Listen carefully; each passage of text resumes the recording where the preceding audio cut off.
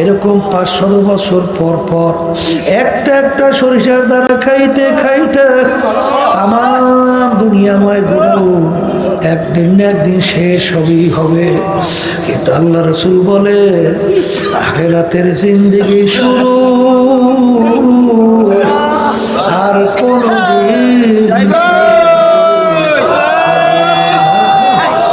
বাজান। এই কথা আমি বলি নাই, আল্লাহর রাসূল বলছেন, আমি শুনাই। বাজান কে মানবেন, কে গুরুত্ব দেবেন, কে কথা সেই জানেন। কিন্তু বাজানদেরকে বলবো আর দুনিয়া মাজরাতুল আখিরাহ, এই দুনিয়াটা হলো আখিরাতের সম্বল সম্পদ কামাই করার জায়গা। বাজান এই দুনিয়ায় থাকা অবস্থায় তুমি একবার আল্লাহকে আল্লাহ বলে ডাক দেবা, সঙ্গে সঙ্গে আমার মালিক ডাক দেয়, বান্দা আমাকে বোলাও।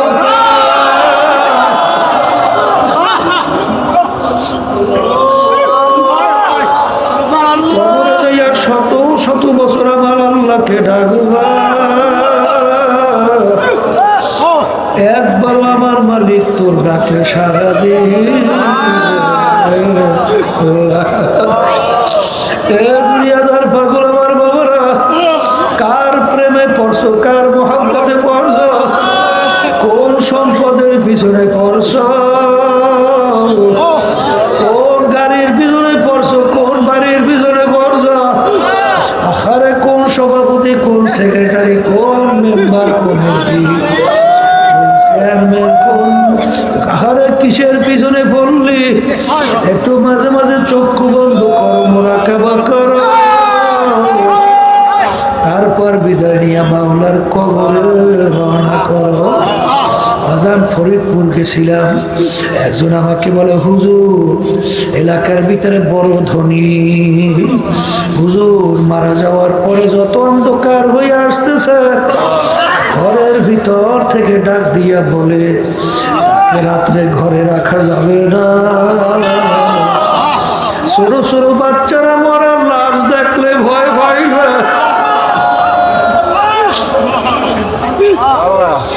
মসজিদের ভিতর থেকে খাট বের কইরা লাশকে খাটের মধ্যে উঠাইয়া সারা রাত্র নিয়ে মসজিদের বারান্দায় ফালাইয়া রাখছে। আরে আর কষ্ট করা, কামাই করা টাকার বাড়ি, তাকে জায়গা দেয়। এ দুনিয়াদার পাগল আমার বাবারা, এ দুনিয়া আমার বাবারা, কোন দুনিয়ার পিছনে পড়ছো? আজান দুনিয়ার পিছনে ভুল পইরে আখিরাতের জিন্দেগি যারা শেষ করতেছো, আমি সেই বাজানদেরকে বলবো, পর্দালে মা বোনদেরকে বলবো, বাংলাদেশের ভিতরে বড় ধনীদের ভিতরে একজন যমুনা গ্রুপের মালিক করোনা ভাইরাসের সময়, করোনা ভাইরাসে যখন আক্রান্ত হইল, বাজান যখন শ্বাস টানতে ছাড়তে পারে না, বাজান তখন ডাক্তারকে ডাক দিয়ে বলে, ডাক্তার তুমি যদি আমার শ্বাস টানা ছাড়ার ব্যবস্থা করতে পারো, কাগজ কলম নিয়ে আসো, আমি তোমাকে সমস্ত সম্পদ লিখে দেব। কিন্তু কই, আর তো রাখতে পারে নাই। এই জন্য আমার বাজানদেরকে বলবো, পর্দালে বাজানদেরকে বলবো, বাজান কোন দুনিয়ার পিছনে পড়ছ, কার মহব্বতে পড়ছ, যাদের মহব্বতে পড়ছ এরা যদি দিনদার না হয়। বাজান সিলেট গেছিলাম, একজন আমাকে বলে, হুজুর গাড়ির ভিতরে যাইতেছি, পাশে যেখানে দাফন করছে, বলে হুজুর অমুক বড় লোক যে মারা গেছিল তার দাফন এই জায়গায় করছে। হুজুর একটা দৃশ্য, ওর সন্তান এসে রাস্তার ওই পাশে দাঁড়াইয়াছিল, বাপের কবরের কাছেও আসে না, দোয়া তো দূরের কথা, কবরের কাছেই আসে না। কোন সন্তান রাইখা, আরে আর যদি দিনদার আল্লাহওয়ালা সন্তান রাইখা যাইতে পারো, আরে গেছিলাম মুনাফিজানা হিজলা বাজার চরমুনাই অস্থায়ী আমাদের হসপিটালে স্বেচ্ছাসেবকের কমান্ডারের দায়িত্ব পালন করত। ইন্তেকালের পরে যখন তার এলাকায় গেলাম, ছেলেরা এসে আমার কাছে এমন ভাবে কাঁদলো, বাচ্চারা ছোট বাচ্চারা যেরকম হিদিয়া কান্দা, এত বড় বড় সন্তানরা মনে হয় বিবাহ করছে, কিন্তু বাপের কথা উল্লেখ করি এমন কান্না শুরু করছে। আর বলে আল্লাহর কাছে একটু দোয়া করে, আল্লাহ যেন আমার আব্বাকে মাফ কইরা।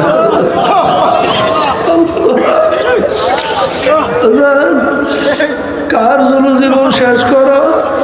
বাংলাদেশের ভিতরে দেখছো এক বড় ধনী ব্যাংকার, ও মারা যাওয়ার পরে ওর লাশ নিয়ে গাড়ির গ্যারেজের ভিতরে ফেলাইয়া রাখছে।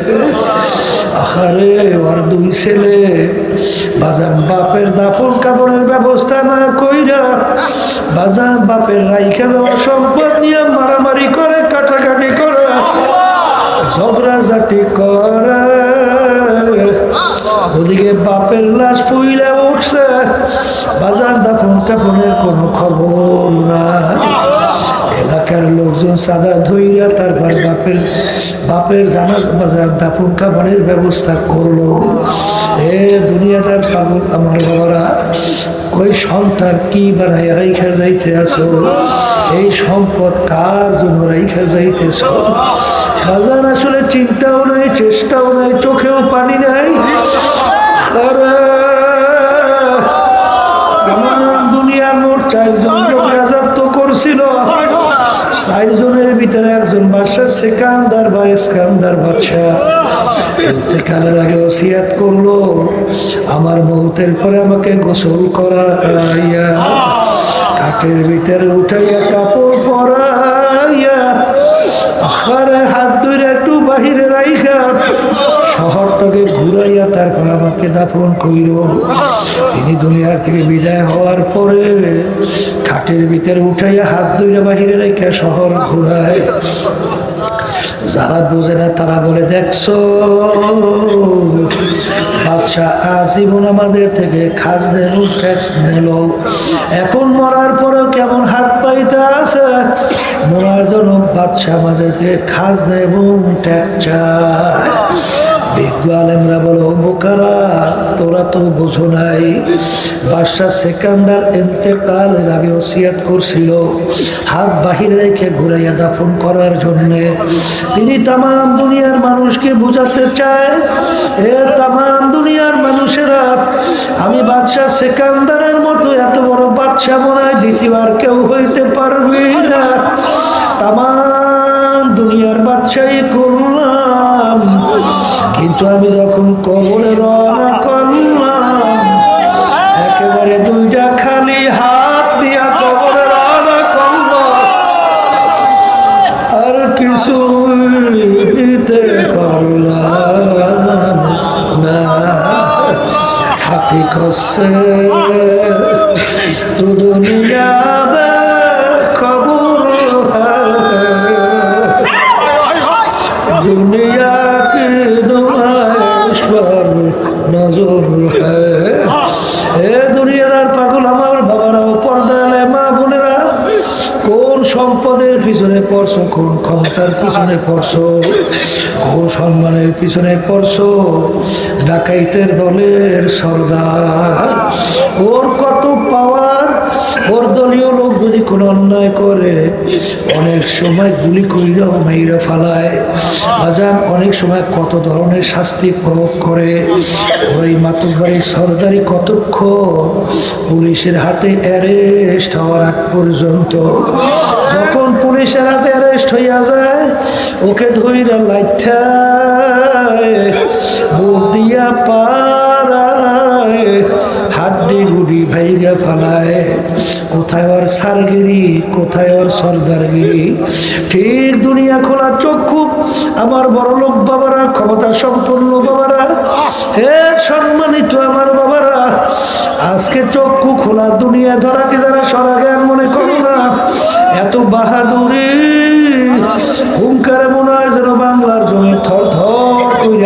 থাকে, কিন্তু খানা পাক কইরাও খানা খাইয়া যাইতে পারে না। আর সকালে ধনী রে তুই, ফকির সন্ধ্যা বেলা, নদীর পার ভাঙে ওপার গড়ে এই তো নদীর খেলা।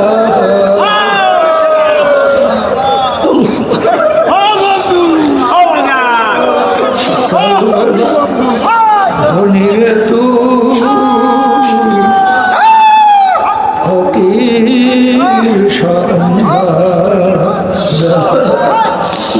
এ বড় লোক আমার বাবারা, পর্দা আলে মা বোনেরা, দুনিয়া আখিরাত সম্পর্কে চিন্তা করো, দুনিয়া আখিরাত নিয়ে মুরাকাবা করো, তারপর দুনিয়ার থেকে বিদায় নিয়ে কবরে রওনা করো। কারণ দুনিয়ার কাজে একবার যদি কেউ ঠগো, আবার ওই কাজের ভিতরে চেষ্টা করলে জিতবার আশা করা যায়। কিন্তু এ কবরের যাত্রীরা একবার যদি কেউ কবরে যাইয়া ঠইগা বস, আর দ্বিতীয়বার দুনিয়াতে এসে আপিল কইরা জিতবা কিন্তু আর আশা ওই বলকের বাচ্চা ইব্রাহিমের আদহাম রহমাতুল্লাহ আলাইহি মুসাফির বাদশার সঙ্গে দেখা করার জন্য গেল। মুসাফির সালাম দিয়া বলে, বাদশা আপনার এই মুসাফির খানায় একটু থাকতে চাই। বাদশা বলে, আরে বোকা, তুই তো আমার ইজ্জত নষ্ট করছো, এইটা আমার রাজসিংহাসন, স্থায়ী বাড়ি। বাদশা ভুল হইলে মাপ চাই। স্থায়ী বাড়ি কাকে বলে, রাজসিংহাসন কাকে বলে, আর মুসাফির খানা কাকে বলে? ঘরে বাড়ি দরজায় ঘর দেখছো, দেখছি ওইটা মুসাফির খানা। বাদশা ওইটার পরিচয় কি? বলে পথিক রাস্তায় চলতেছে, সন্ধ্যা হয়ে গেল, স্থায়ীভাবে রাত্রি যাপন করলো, পরদিন ভোরে উঠতে তার গন্তব্যের দিকে চইলা যায়। এইভাবে স্থায়ীভাবে আসে যায়, তাকে বলে মুসাফির খানা। বাদশা স্থায়ী বাড়ি কাকে বলে? যেখানে সব সময়ের জন্য মানুষ থাকে। তখন মুসাফির বলে, বাদশা আপনার আব্বা আগে ছিল কে? আপনার আব্বা? বলে আমার আব্বা। বলে সে কোথায়? বলে সে তো কবরে। তখন মুসাফির বলে, বাদশা আপনার আব্বা কি আসবে না? বলে ওরে পাগল মুসাফির, একবার মানুষ দুনিয়ার থেকে বিদায় নিয়ে কবরে গেলে আর কোনদিন আসে না। আপনার আব্বার আগে দাদা সে কোথায়? সেও তো কবরে। বলে সেও কি আসবে না? সে কোনোদিন আসবে না। বলে বাদশা আপনি মনে হয় চিরজীবন থাকবেন। বলো রে পাগল মুসাফির, কুল্লু নাফসিন যায়িকাতুল মাউত, মানুষ মরণশীল, আমিও একদিন মারা যাব, আমি একদিন দুনিয়ার থেকে বিদায় নিয়ে কবরে রওনা করে যাব। বলে বাদশা আপনি কি আর আসবেন না? না, আর কোনোদিন আসবো না। তখন মুসাফির বলে, বাদশা আপনি আমাকে বলছেন বোকা, আসলে বড় বোকা তো আপনি। ও বাদশা আপনার বাড়ির দরজায় মুসাফির খানা, একবার থাইকা চইলা গেল, আবার এসে ইচ্ছা করলে থাকা যায়। কিন্তু আপনার এই মুসাফির খানা থেকে যদি একবার কেউ বের হয়ে যায়, আর কোনদিন আসে না। মুসাফির সব হায় কবর আখের ঠিকানা, कोई आगे कोई पीछे। বলার সঙ্গে সঙ্গে বাদশার চিন্তার পরিবর্তন ঘটে গেল। আমি এই বাদশাহী দিয়া কি করব? আমি এই সম্পদ দিয়া কি করব? আমি এই সম্মান দিয়া কি করব? এ তো দেখতে না দেখতে শেষ হইয়া যায়। এরপরে বাদশা এমন ভাবে তাওবা করলো, কিয়ামত পর্যন্ত তার নাম মানুষ স্মরণ করতে থাকবে। এই আমতলির বাসী আমার বাবারা, রহমাতুল্লাহ আলাই একটা ঘটনা লেখছেন। বাজান রাখাল কতগুলা গরু পালতো, গরুগুলাকে নিয়ে প্রতিদিন মরা ঘাসের ভিতরে বাইরে রাখতো। পাহাড়ের কিনারায় তাজা তাজা ঘাস, ঘাসের কাছেও রাখাল গরুগুলোকে নেয় না। গরুর ভিতরে একটা গরু চালা জওয়ান গরু, ওই জওয়ান গরু অন্যান্য গরুকে ডাক দিয়ে বলে, গরুরা রাখাল আমাদেরকে বোকা পাইয়া প্রতিদিন আমাদেরকে মরা ঘাসের ভিতরে বাইদা রাখে, পাহাড়ের কিনারে তাজা ঘাস, ঘাসের কাছেও নেয় না।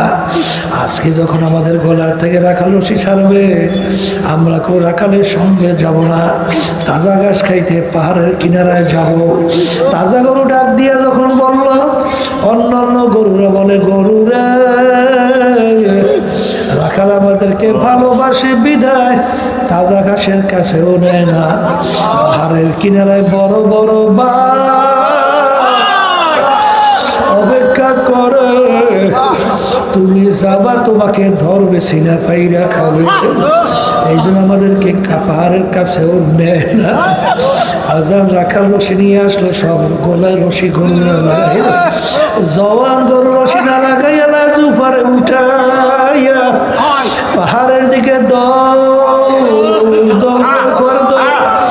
রাখাল পিছনে দৌড়ে আর বলে, গরু গরু তাজা ঘাস খাইতে যাইস না, ওখানে বড় বড় বাঘ তোর জন্য অপেক্ষা করে, তুই যাবি আর তোকে ধরবে, সিনা পাইরা খাবে, ওখানে যাইস না। যত চেষ্টা করে গরু তো রাখালের কথা শোনে না। এখন রাখাল ডাক ধরে, গরু তুই আজ বুঝলি না, বুঝবি কার, কপাল থাবড়াবি আর নিজেকে নিজে দিবি গা। এই কথা বইলা সমস্ত গরু নিয়ে রাখাল চলে আসলো।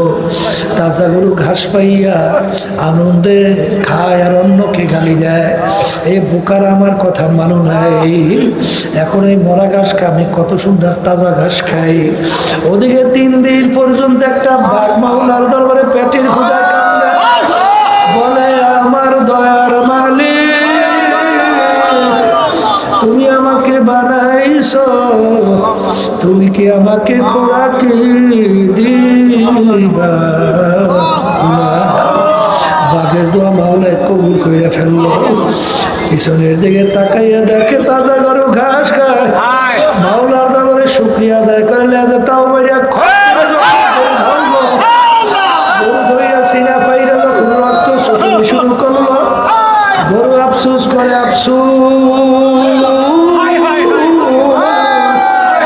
কেন রাখালের রশি গলায় লাগাইলা, যদি আজকে রাখালের রশি গলায় লাগাইতাম, আরে বাঘে আমাকে পাইতো, আমার সিনা ভাইরা রক্ত খাইতেও পারত না। যত আফসোস করে রাখাল তো গরু তো আর বাঘের ছাড়ে না। ঠিক বাজানরা, পর্দালের মা বোনেরা, আমরা উলামায়ে কেরাম কোরআন এবং হাদিসের রশি নিয়ে তোমাদের বাড়ির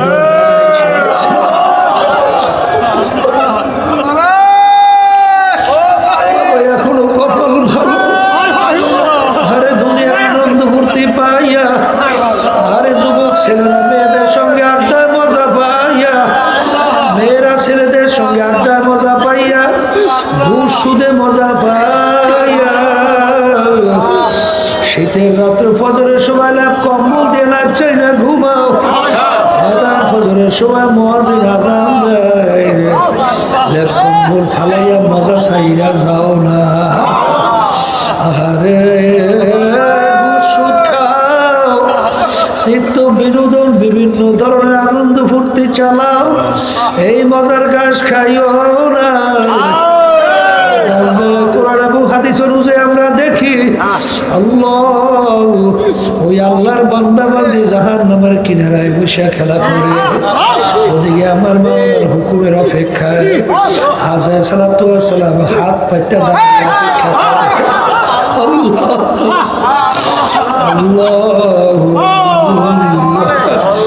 ওদিকে মাওলার দরবারে একটা বাঘ জাহান্নাম কাঁদবে,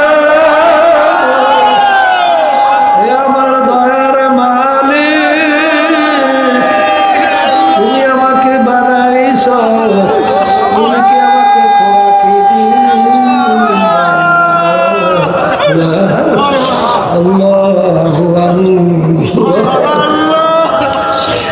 কবরের যাত্রী আল্লাহর বান্দারা, পর্দার মা বোনেরা, আল্লাহ রাব্বুল আলামিন বলছেন শোনাই কে মানবা জানি না, ওয়াকুদুহান নাসু ওয়াল হিজারা উইদ্দাত লিল কাফিরিন। আমার মালিক বলে জাহান্নামের আগুন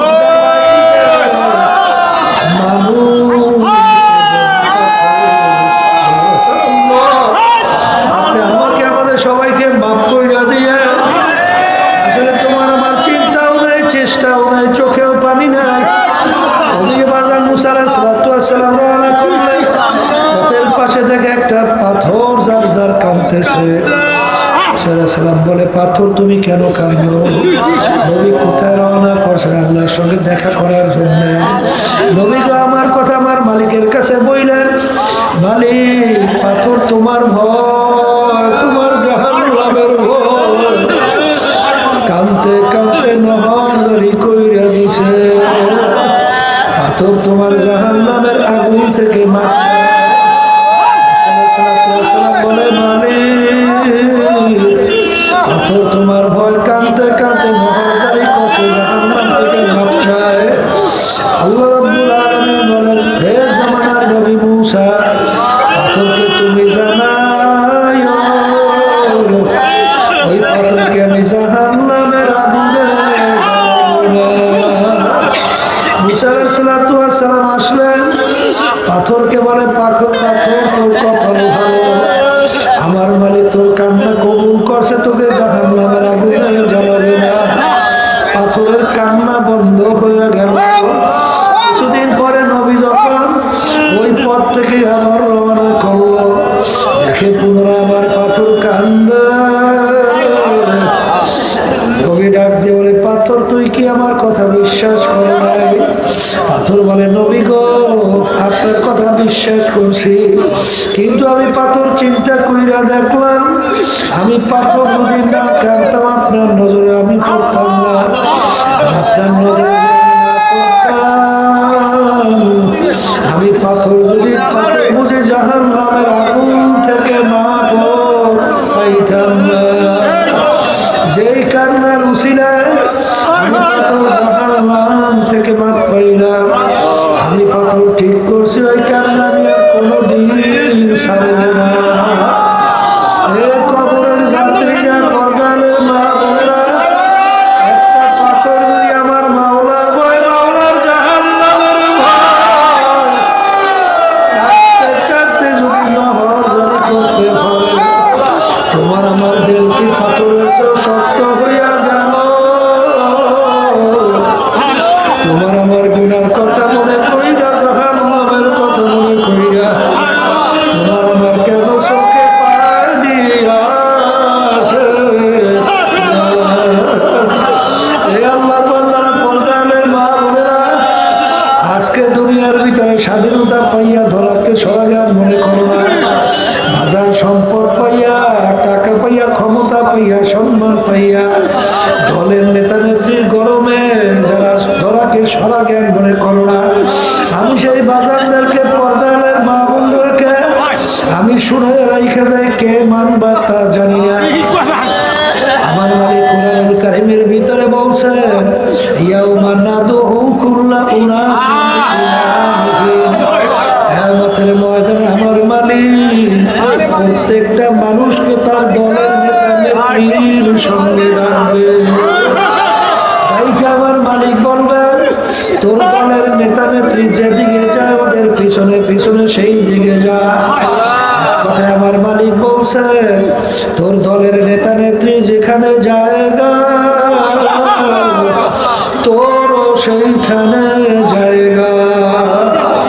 বাজার আল্লাহর হাবিব বুখারী শরীফের হাদিস, আল্লাহ রাসূল বলেন মান তাশাব্বাহা বিকওমিন ফাহুয়া মিনহুম। দুনিয়ার ভিতরে তুমি যেই দলভুক্ত হইয়া চলবা, যেই দলের নেতা নেত্রীকে নেতা নেত্রী হিসেবে মানবা, আল্লাহর হাবিব সাল্লাল্লাহু আলাইহি ওয়াসাল্লাম বলেন কিয়ামতের ময়দানে তুমি ওই দলভুক্ত হইয়া উঠবা এবং ওই দলের নেতা নেত্রীর সঙ্গে তোমার হাসর হইয়া যাবে। বাজারে আমি বলি রে, আল্লাহ রাসূল বলছেন, আমি শুনাইলাম। এক কথায় যার সঙ্গে যার মহাব্বত, তার সঙ্গে তার কিয়ামত। হে কবরের যাত্রীরা, হে পর্দার আড়ালের মা-বোনেরা, ভালো করে চক্ষু বন্ধ করে মাঝে মাঝে নিরিবিলি সময় মুরাকাবা করো। কারণ একবার যদি কবরে যাইয়া ঠগ, আর দ্বিতীয়বার দুনিয়াতে এসে আপিল কইরা জিতবার কিন্তু আর আশা নাই। এই জন্য আল্লাহর ওলিদের ইতিহাস পড়লে দেখবো তারা কিন্তু কাঁদতে কাঁদতে মাওলার কবরে চলে গেছে। সাহাবায়ে কেরামের ইতিহাস পড়লে দেখবো তারা কিন্তু কাঁদতে কাঁদতে মাওলার কবরে গেছে।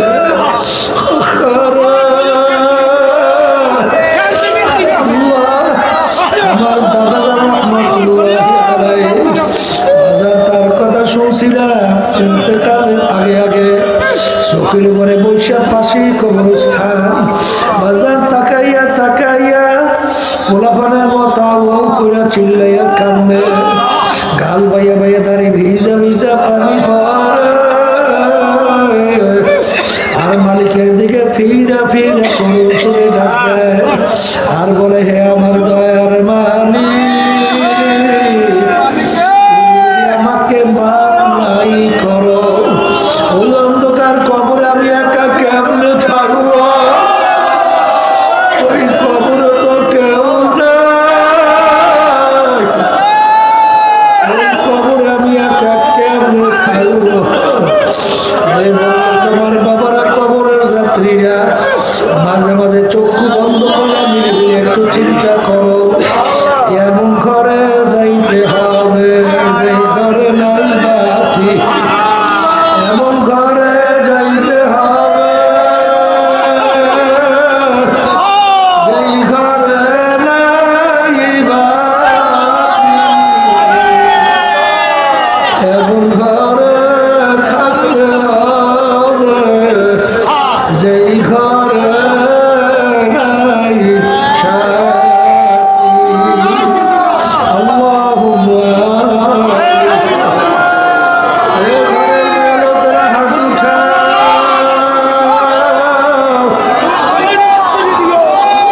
গুনার কথা মনে করো, চোখের পানি ফেলো, আমার মালিকের দরবারে কান্দো